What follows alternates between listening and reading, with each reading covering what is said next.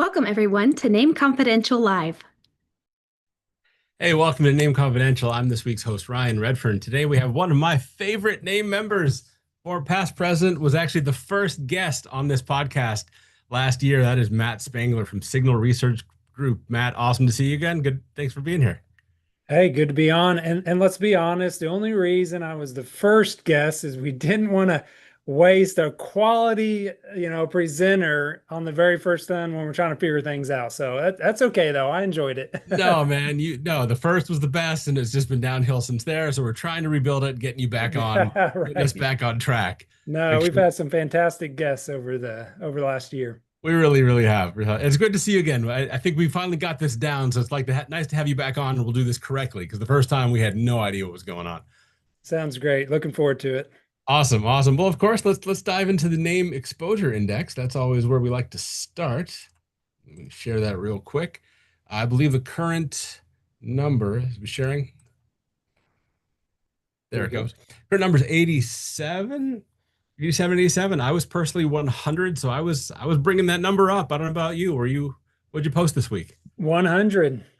Hey, hey, see? Yep. It's the smartest people in the room right here. We're all in. We're all in. Well, actually, my model could be 200, so I'm 100. I'm like 50% Wow. in Okay. for So me, you, but you've pedaled back a little bit. I did. I did last week. Last several weeks have been 110. Uh, Okay. if you follow, oh geez, Paul's friend, the chart lady who does the hand-drawn charts, Helene Meisler, Meisler, she yeah. she loves to talk about this every week as well. So I always like to poke at them on her Twitter feed and say where I was compared to the index. So you always get all the managers do that. It's like, that's not true. It's not all the managers. Some of us do something completely different every week. So it's, That's right.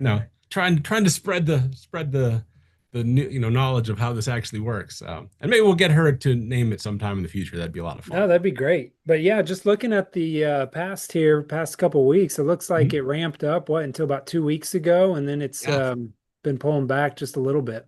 absolutely. Absolutely. We were over 100 for the first time in a long time. So yeah, Yeah, I I don't was remember all the last in. time we were over 100.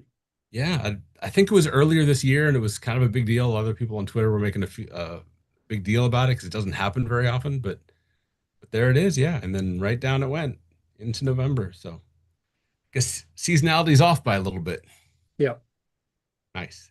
All right, well, let's dive into you there, Matt. Let me stop sharing. Oh, wrong button. Since we stopped sharing. Since last time, it's always good to talk about the guest and what's their background, their investment philosophy, and then how they're using active management. So how about you? How did you become an active management kind of person, or have you always been that kind of Well, person? no, no. So I guess a little bit about my background. So right out of college, I went and worked for John Hancock. So just Mhm. big insurance company, and Yep. I was one of the smile and dial guys. Our goal back then, this was back in graduated in 99. So this is 99, 2000, 2001, 2002. Is a great time to be in the market. Yeah. Not Yes, really, it was. but so back then, the hot insurance product was long-term care. So I was Mhm. when they hired me, like, hey, we want you to really push long-term care insurance. I'm like, Mhm. okay.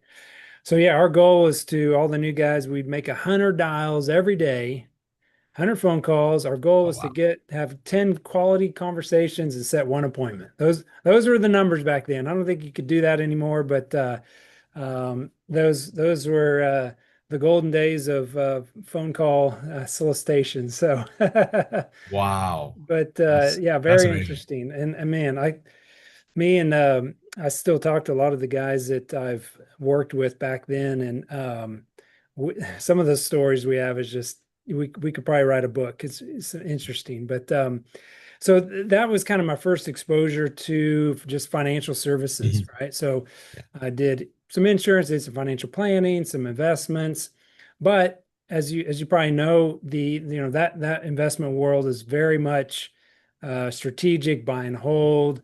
I I had no idea what tactical was. In fact, fast forward to 2008, right? So Mhm. it's 2008, markets just getting killed. My clients are lamenting the market. I'm lamenting, it's Yep. all around bad, right? So I'm talking to another guy that actually met at my church. And, I'm again just crying to him about the market. And he's like, well, that's too bad because, I have all my clients in cash. And I'm like, what? I like, I Yep. never even, I didn't even know what to say. I was like, what are you talking about in cash? Yep. Can you even do that? Is that legal? Right. Right. Right. I mean, Uh-huh. I was Yeah. clueless to that side of it. So, um, I would, by the way, that individual is Paul Cunningham. He's a former NAIM member and he's retired now, but, a lot of the name guys know Paul from a long time ago. So I would about every couple weeks I'd drop in Paul's and be like, Paul, what are you doing? Are you Yeah. invested? Are you in Yep. cash? What's your model saying? So, it just really sparked my interest and I was just fascinated by this concept of being able to kind of maneuver based on what the market's doing. And so fast forward a little bit further, and eventually he's like, "Well, you just need to come work for me." So in 2010, I went and worked with Paul, and kind of history ever since. So we've been working together in some form of capacity. Again, has since retired, but that was kind of my intro to active management. He taught me all about, he mainly does trend following. Mhm. So that's still kind of my what I love to do. It's easy, it's simple. I'm a simple guy, so it makes it simple to use and implement. And so Mhm. we're trend followers and but yeah, so that's it's kind of my history and background when as far as active management and Mhm. it's been and obviously continue to evolve and Mhm. learn through name conferences and things like that and implement new things, but Mhm. that's kind of the origin story. Well, that's an excellent origin story. Thank you very much for that. You say you're a trend follower. I mean, do you find that matches your psychology and just how you think about the markets? Because for some people, like I'm thinking Rob Hanna, who's a mean reversion guy. I can't get my head around what he does, and I don't do well if I try to mimic it. I actually kind of suck at mean reversion. But like you, trend is like it makes sense. You can follow Yeah, it. You hang on until you don't, and then you're done, and on to the next exactly. trade or you wait. I No, mean, it makes, I mean, yeah, I just, it's like I say, it's simple, right? It's mhm, easy to understand. It's easy to follow. Obviously, you can, manipulate the time horizon if you want to mhm, use, a really long 200-day moving average or right. something really short, a 22-day moving average. And so depending on the securities you're trading. And Yes. so it like I say, it makes, like you said, makes a lot of sense to me. And I think it's easy to implement and easy to kind of maneuver based on what you're trading and really looking at the time. So yeah, I really enjoy trend following. Love it, love it. And I know you trade bonds a little bit differently. There are two bond traders at NAAIM that are just, I think, are phenomenal and worth listening to, and you're one of them. Sorry, you're one of my favorites. I love Well, how you come at that. I don't know if you want to share it. I know there's a little bit of secret sauce to how you do it, but it's very interesting how you approach trading bonds. Well, I mean, again, this actually goes back to Paul. He Mhm. first started.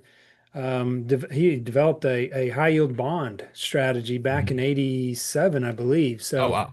going way back, and it was a simple trend following, right? So he in fact back then and I still do a lot of it today. He has Mhm. graph paper, right? I mean, we're graph. Nice. It's kind of Yeah. the who we mentioned earlier. Helene. Yeah. Helene Helene, Meisler. yeah, Yeah. like Helene. I know she does that, but yeah. So he would have graph paper. He would track it every day, and he kind of had this formula about drawing these lines based on recent highs and recent lows. And he kind of calculated this percentage off recent highs and recent lows, and would draw slopes on the graph paper. And when the current price breaks through the bottom or breaks through the top, then you have your trade. And so and then as kind of went on, he would then kind of overlay a true moving average on it as well, just for additional confirmations, but still utilizes that kind of original formula of drawing slopes on highs and lows and recent highs and lows within the high yield bond space. We've gone on, we've kind of taken the same thing. We'll can apply it to like emerging market debt, Mhm. or even just a generic multi-sector type bond category. So, Mhm. but yeah, I mean, it's pretty much unchanged since Paul developed it. We're still very close to the original same strategy he ran way back in the 80s. So, yeah, Amazing. it's not, like I say, it's not complicated, which I love about it. It's easy to explain if I'm explaining it to a client, it's very Mhm. easy to explain. They Yeah. kind of can understand, okay, well, that makes sense. And so, there's no huge code behind the scenes that Right. are black box running that's, Yeah. nobody can really understand. So it's worked really well. Like I say, it's not too complicated and it really, you're not going to, set the world on fire growth wise, but it keeps you out of the really bad stuff and gets you a good return in the meantime. So it's Yeah. worked really well over the years. What's impressive is the seeing a strategy work continually that Yeah. long. I mean, I've had strategies that worked amazing and it just stopped. Yeah. And that's tough. Then you have to kind of go, well, what was I doing something wrong? And it's just like, no, whatever environment was happening at the time, it made a lot of sense, but something changed. Sometimes things just change. How Well, and people think about the markets, how institutionals change. It just, the I've, environment changes. I've heard that a lot, being a part of NAIM as long Mhm. as we have I've heard that story over and over, Yeah. right? Man, the strategy worked for so long and then all of a Yeah. sudden it just didn't work. Mhm. And that's why I have been kind of amazed that like our bond strategies, I mean, it's still working. And obviously there's some years where it's real choppy, it doesn't work as good, but I mean Mhm. the basis of it still works. It's just Right. we know in choppy markets it's not going to do great, but Right. um, and I think it probably goes back to just because it's trend following and Mhm. it's very simplistic. Right. I mean the market hasn't that part of the market really hasn't changed, and bonds, bonds. The fact that we're doing bonds, I don't think there's as much change in that environment over the years. Maybe I don't know. Sure. That's Sure. my theory. No, no, and it's such a big market too. So it's Huge. there's a lot of neat little nooks and crannies in the bond market that are actually really cool and worth checking out. Way better than the ag as an index, Yeah. even the treasuries. There's some Well, really and the typical investor, I mean, if you ask them what's a bigger market, the yeah, equity market or the bond market, well, probably the equity, right? Because that's all yeah, you hear on the news. But right, it's a lot smaller than the bond market. right. So in your allocations, do you lean more into the bond side because I mean you seem to be aware of all the great things that you can do there. Some people aren't. Many advisors have no idea. I think they buy the ag and like that. There's my diversification.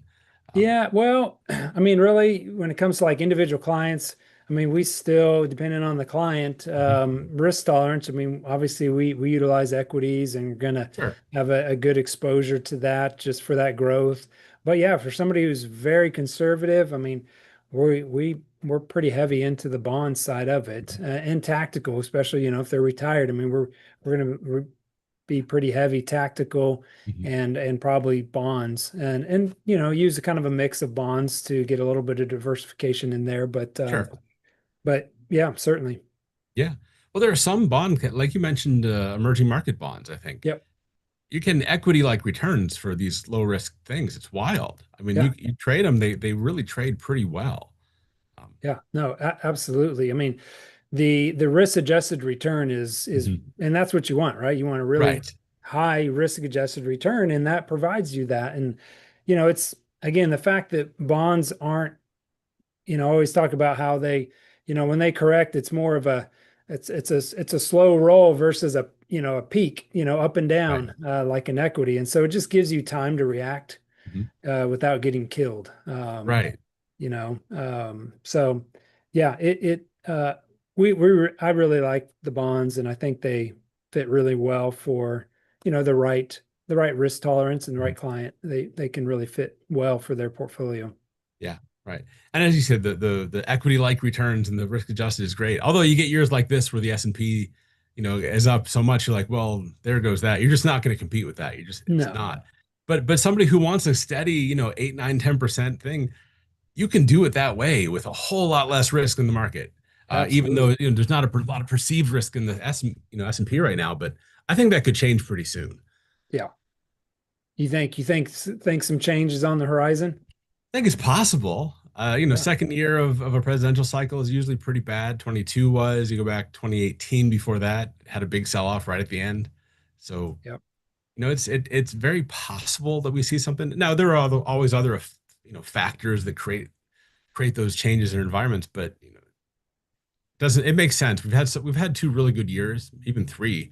So why wouldn't we take a break a little bit? It would make Yeah. sense. What, 2003, 2004, and this year. Yeah. Yeah, yeah. And the funny thing is we're now getting 20% drawdowns like every other year.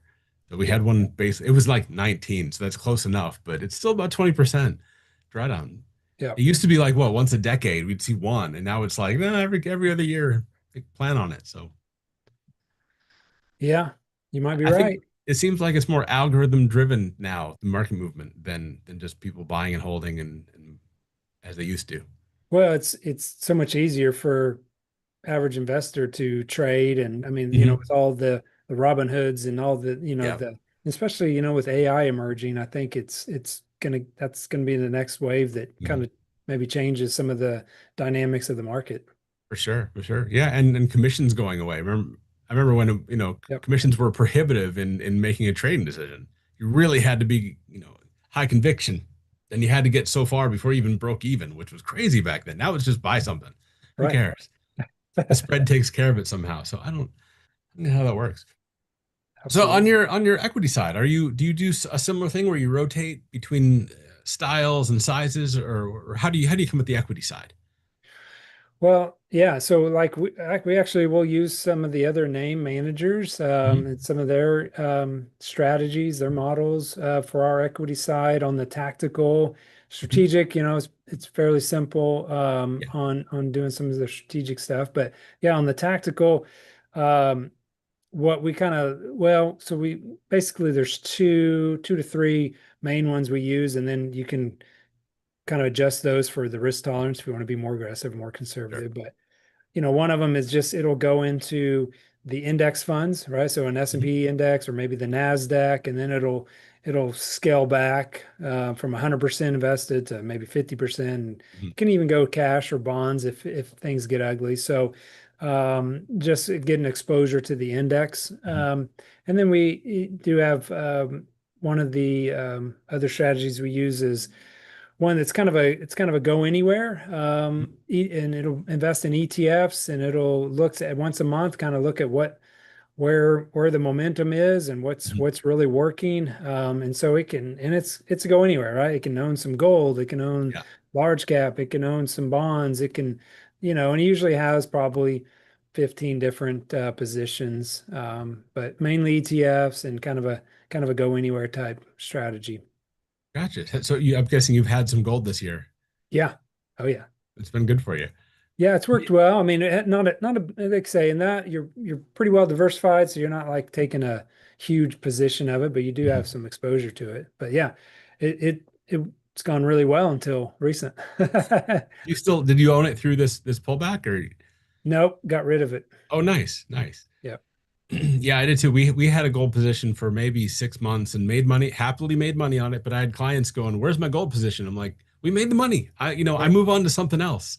So yeah, it's just, the rotation happens. We came in, we got what we wanted, we left, and yeah, on to the next thing. So I find that really fascinating. But I find the clients tend to be like 6 months behind of reality, of the current reality. Like, here's what was Well, hot 6 months ago, and this is what they're after. And it's like, yeah, y- did you see the 10% drop we just had? yes. No. And so I got questions on gold and Yeah. Bitcoin. Oh, geez. Yes. Ooh, that had an ugly week this week. It's Ooh. back in the 90s, Yep. 90,000 somewhere. 94 maybe. Yeah, I that's a don't. big pullback from 116 or whatever Yeah. the Yeah. high was. But yeah, big pullback. But yeah, it's had clients asking about that, earlier in the year when Mhm. it was just taking off. And Right. I think you're right. They're a few months to 6 months behind.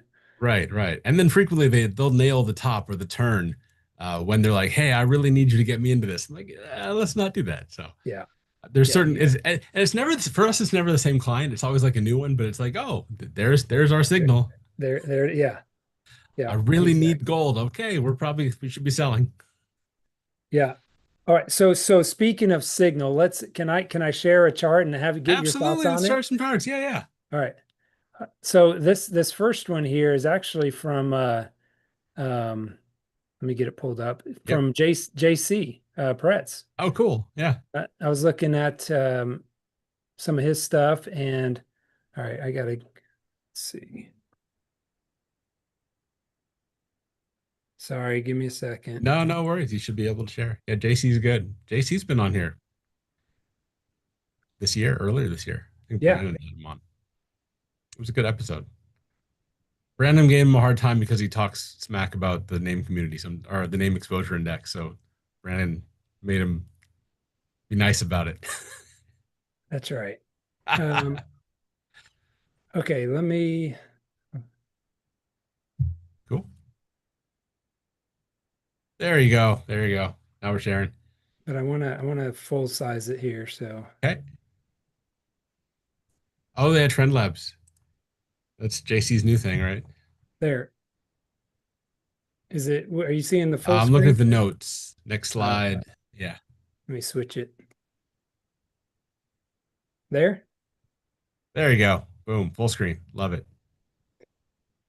So, um, yeah, he shared this the other day. I thought it was interesting, but just looking at, going back, what, 40 years or so, in the 80s, looking at the consumer sentiment. I mean, here we are, Mhm.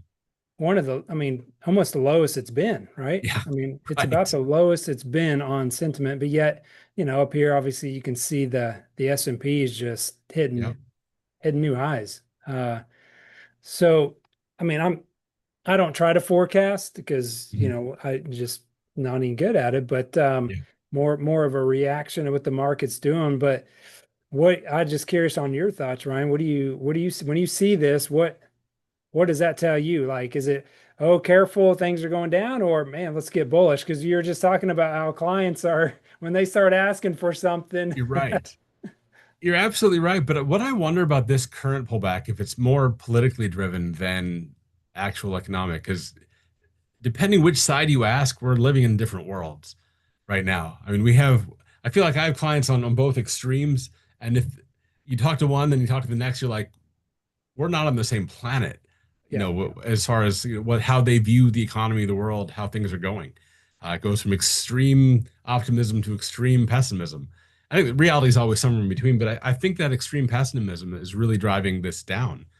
And we saw that in the AAII numbers this year. They've been bearish this entire year for very some bearish. I reason. saw that one as well. Yeah. It's a similar thing. It seems more of a political opinion than an actual market and trend opinion.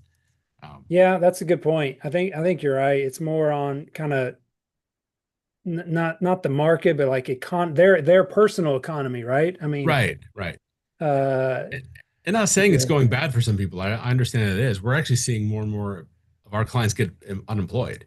yeah, Surprisingly, I'm seeing more and more of that in this past 2, 3 months. So yeah. Well, and just with inflation, I mean, I think yeah. people are feeling the squeeze a little bit more with the how expensive everything is. Mhm. So I have a 16-year-old, a daughter just turned 16. I'm on a Oh, hunt for a car, for her, and I'm yeah, like, it is really hard to find a car without breaking the bank. I'm like, I just need something good used, it's going to be safe. And it's like, you yeah. want how much for that? And it's got how many miles? Right, So, right. the Yeah. inflation's real. No, it is certainly in that space, especially in the autos. Yeah, for sure. Do you have So other here's charts you want to share? While we're so here's another one I thought was interesting, right? You always hear about the Fab Seven or whatever, uh, the latest is. So here's obviously the top 10 for the market, but just comparing it to the past years and the mhm, market cap. And obviously you gotta take inflation into consideration with that, just the value of money. But I just thought this was kind of interesting. mhm. Look, just comparing how we are now, the 10 compared to what they were even 10 years ago, right? Well, even the market cap comparison is ridiculously different. Isn't that crazy? It is twice as much, really? Yeah.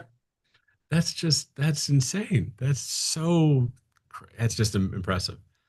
So That's you just, you look at yeah, that, and that's what I think a lot of in the media, you're like, well, this market's not any good because it's just being driven by the top stocks and the top yeah, 10, and that's everything else is doing terrible. And so then you look at the next slide here, and this is an equal weight, right, right. of the NASDAQ, the S&P, and the Dow year to date, and we're actually doing really good, right? This is equal weight. Mhm. And I Yeah. mean, you got 14% basically, 13, 12 and a half, and then, almost nine there on the indices. So Hmm. not too bad. No, it really isn't.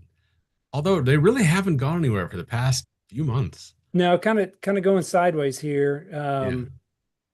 Well, yeah, you look at what is that? That's the S&P. I mean, S&P equal weight. Yeah, it really Sep is where it was. September, it's basically sideways. Yeah, yeah. And it almost looks like the NASDAQ one is coming down to where it peaked in what, July, August there. So Yeah. Yeah. that's even further back. Yeah.